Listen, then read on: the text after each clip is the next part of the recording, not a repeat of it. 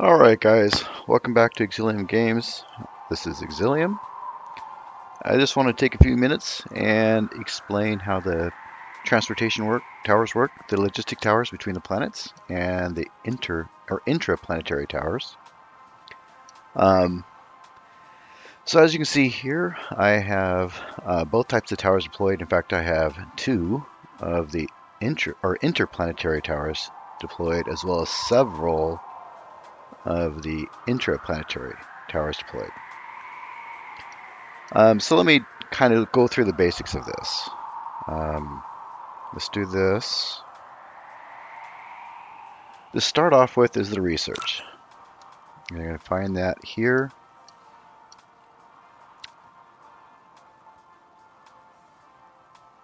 I actually forgot where.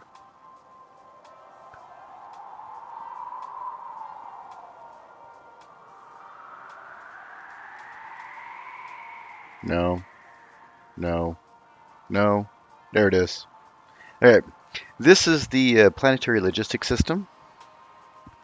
This is the small towers that do transportation between other towers on the same planet. They're relatively easy to make, although when you first get it, the pink, what we call the pink screamers, there in the recipe below, are somewhat difficult to make.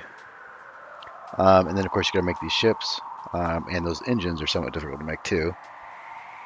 But the research is really cheap, it's easy to get. And then the next research is this one, which does the Interstellar Logistics Station. This is a little, people get confused because the wording of this isn't exactly, I mean, it says Planetary Transportation System, and it seems to imply they can go between systems, but that isn't the case at all. You need this one to go between systems. It even says between planets. And of course, these ships are what you need that go onto or into the Interstellar Logistics Station. There are a couple things to note. When you place one, if you read on the card there, its max charging power is 60 megawatts, and this one has a max charging power of 300 megawatts. That is a lot of power to draw on your system, and when you very first put these down, there's a very good chance it's going to greatly impact your entire system until it gets charged. But there is a trick to this. So let me go to one of my towers really quick here, and this is the small one, and it usually starts out at 12, I think. And just drag it down. You don't need it to charge fast. You're still going to be making ships. You're still going to have to set up everything else, and it's going to take time. By the time you get everything set up to actually do it, this thing will be charged. The other really neat thing that most people don't realize is that while this might draw, let's say 6 megawatts, because that's what I got. So when I very first place it down, it'll start drawing 6 megawatts. But as it goes down, it actually decreases. Now I'm not sure what the exact ratio is, but it's super tiny. When it's up to like 95% or so, it's like 1 megawatt or something. Same deal with this. Well, it might draw 30 megawatts, and when you first get these, most people aren't even going to be producing 30 megawatts. So it's going to kill your system. You just have to deal with it. Turn your research off, do whatever you got to do. But again, this does the same thing. The more it gets charged, the less and less and less it actually draws. So just slam it down. There's no reason to draw it fast, at least in the beginning. If you have a lot of ships, like this one doesn't even have ships assigned to it. It's not meant to.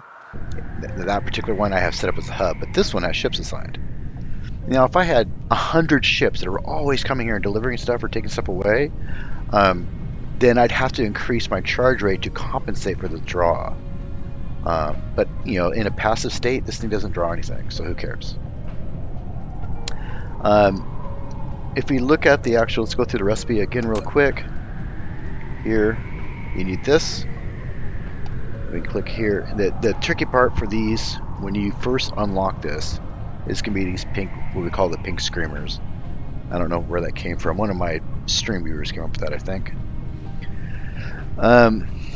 And then basically, this is always, at least for me, these were a problem. I always had a problem getting these because that requires these, which require those.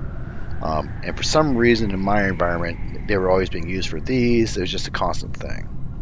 But if we go back, yeah, basically make sure you can produce these at a relatively high rate. You're going to need them later for these, so that's important. And if you're going to make the big ones, you need them also for the big ones, because remember, this one is actually required to make this one. So as you can see there, and a bunch of titanium alloy. So originally you're just going to have one of these on one planet, one of them at the other planet. Starting out though, if you're just doing stuff or just stuff on a single planet, all you need is this one. To be fair though, I didn't actually set these up until I actually deployed one of these at each planet, because at the time, I can't really just show you because I'm not on a planet where I have that set up, but everything was close enough where I didn't need a tower. So that didn't happen for a long time. And then, of course, these are actually required to make these, which you get later on. The cool thing about these towers, and it's kind of a separate offshoot of the whole logistics system, it does use the logistics tower and stuff, and they sit on the gas cloud. In this environment here, I have remember, everybody's system is a little bit different, but that's my gas cloud, and you can't see it. Sometimes you'll see a ship land on it, but I actually have a gas collector there. You cannot put power into it. It doesn't draw power. It actually uses some of the hydrogen of the planet to power itself. And you can't put ships on it. Basically, ships that, if you have which I do here, so this would be a perfect opportunity to explain this. If we go to my main hub, which is here, you can see that I'm requesting quite a lot. Like, I have a whole bunch of ships going out right now to collecting hydrogen. And there's only one hydrogen collector. So basically, all these ships are assigned to it. In this case, 3 right now, because every ship can carry 200. They're all going right. They're going there and bringing back. Another thing I learned that's really, really important when it comes to these towers is that these ships will not move until you have 200 of the required item. That's why I had this set to 200. These are being actually shipped to my first planet to power the base there. So that's the thing. So if it's not moving, that's why. The little ships, however, let me show you that. The little ships, where do I have a lot of these going? Here. Yeah. Again, I'm actually, and this is a perfect way to show you how the 2 tower types interact with each other. The big tower, well, then you can have it sent to little towers, which I have done here. Now, these little ships do not need a full load of 25, I don't believe. I think I've seen them fly with less. I'm not 100% sure of that, though. Obviously, there's a multiple of 25, but that's because I have a ton of hydrogen, so it's easy to do. I'm pretty sure I've seen them ship less than the 25 required to do it. So, let's talk about the next step, and that is the actual interaction with the tower. Once you get them placed and the charging is complete, and you want to set it up. So on the little ones, you only have 3 slots. On the big ones, you have 5 slots. On the little ones, there is no. Excuse me, what did I just do there? That was a mistake. On the little ones, oh, I see. Let's say we want to supply this, for instance. On the little ones, the intraplanetary towers, you can only supply and demand locally or store. You can't, of course, ship off planet. So if you want to supply from this tower to another tower, you set it to supply. If you want to request from another tower, you set it to demand. As you can see here, I am requesting a supply of this and sulfur. So I'm actually making sulfur here, sending it to this tower, say it's supplying, and if we follow it, I keep doing that. If we follow it, we will be able to see the ship fly off. See if I can catch it. And they change too. So you can see this one's carrying hydrogen, this one's carrying titanium alloy. These are empty ships, from what I can tell, because they don't have a logo on them, and they also change color. And they're most likely going here, because this tower has... Right. So Those towers over there need water and oil. And as you can see, I'm supplying locally, but I'm actually demanding from my first planet that has oil and water. And so they're going to pick up, and you can see right here, they're picking up water, and they will ship it over here to this tower. Nope, I was wrong. This tower, which then goes to my industry here, which produces gas and hydrogen and so on, and ultimately these. But then this whole system produces these, which is an amazing fuel source. Now, the next step is once you get set up at what you're trying to demand, you need to set up your belts. And this can be the tricky part for a lot of people, because you put your belts in. Let me show you this for demonstration purposes. If you do this, it'll just output random things. Right now it's outputting water. And of course you don't want water, you want to do something else. So when you place this, pull it out, press tab, and you can see there where I'm moving through the various objects that are inside this tower, and then click down, and that way it'll filter what you have. So that's thing number one. Thing number two, let's say you want to actually change what a belt is. Let's say you want to actually change what a belt is outputting. So you got to be in the right view. It can be really, really wonky to get this thing to show up sometimes, especially on the big towers. I'll show you that in a minute. But if you click here, then you can change what this is outputting. So, and that's how you do that. Let me go show you the big tower really quick. Anyways, these can be sometimes a little bit harder to see. Right now, you can't see that little icon. And it's just it's a thing. You got to kind of get in there. And what I have found is, while I do have a belt in here, and I can't seem to quite get in there. It takes some kind of moving around to see the actual filter icon. However, sometimes it's because you actually have to set this to none so it doesn't spam me. There we go. There we go. See it? It just takes a lot of moving around to get the camera exactly where you want it. So they're there. You just got to fiddle with it. And then it'll show you the filter. Now, the last part of this is actually using your towers to do. You can actually see I have 4 of the big ships ready to go. I think the one just took off. Nope, not yet. Okay. There is a technology which I do not have unlocked yet, but as you can read here, it says consume space warper and can activate warp. So like I said before, I do have planets set up in other systems, primarily to move sulfur from another system, from sulfur lakes, so I don't have to produce sulfur anymore, and send it here. The problem is I don't have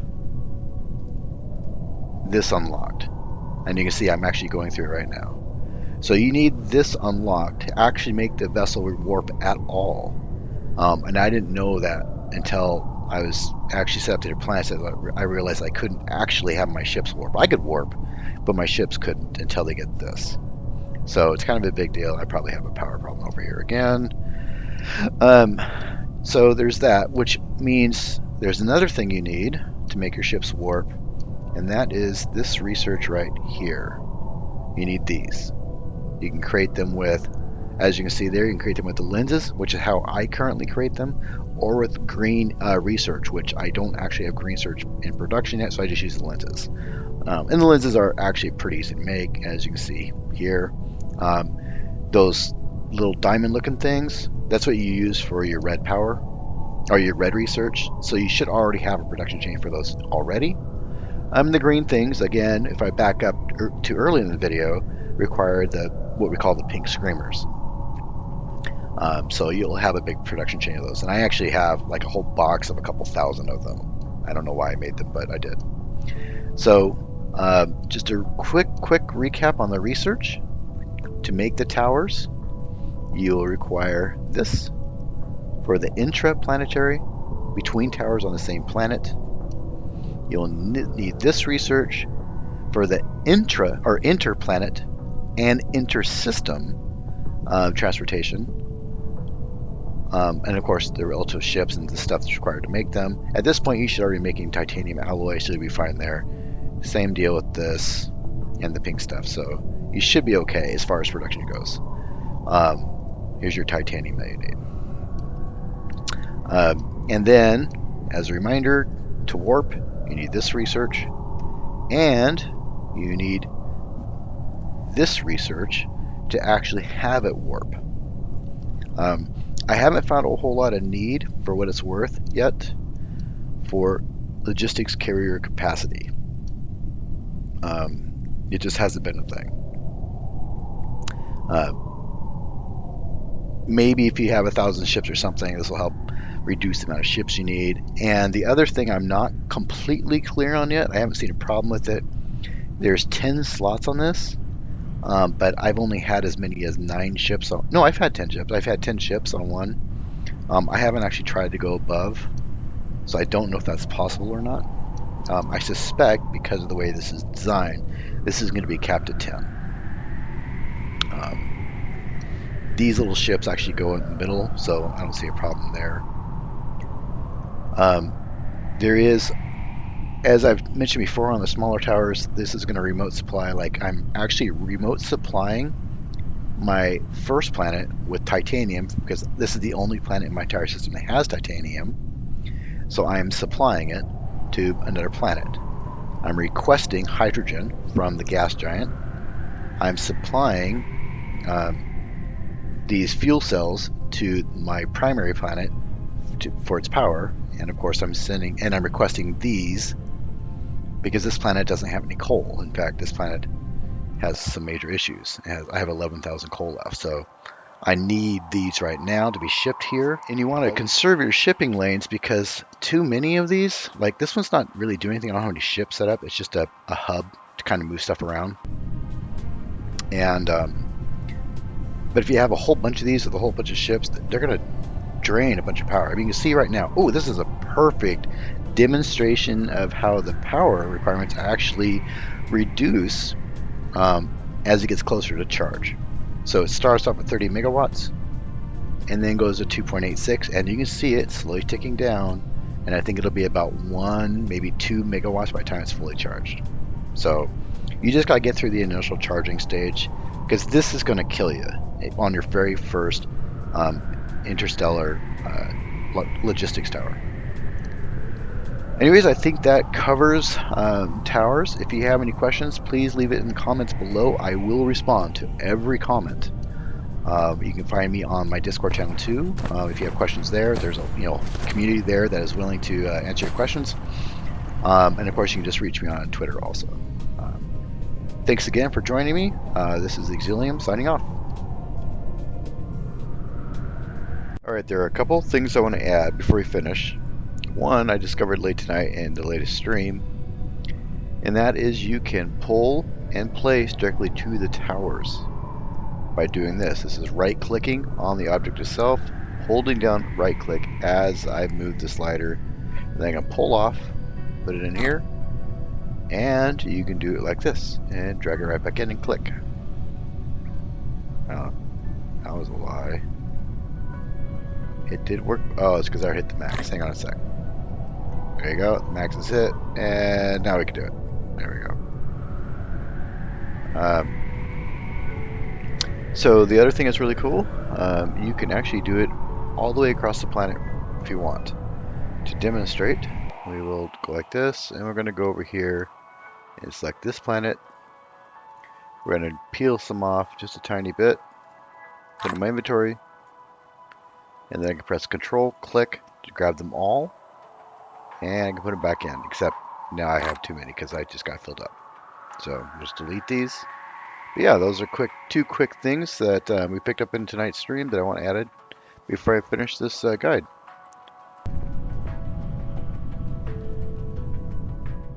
Alright, one more thing.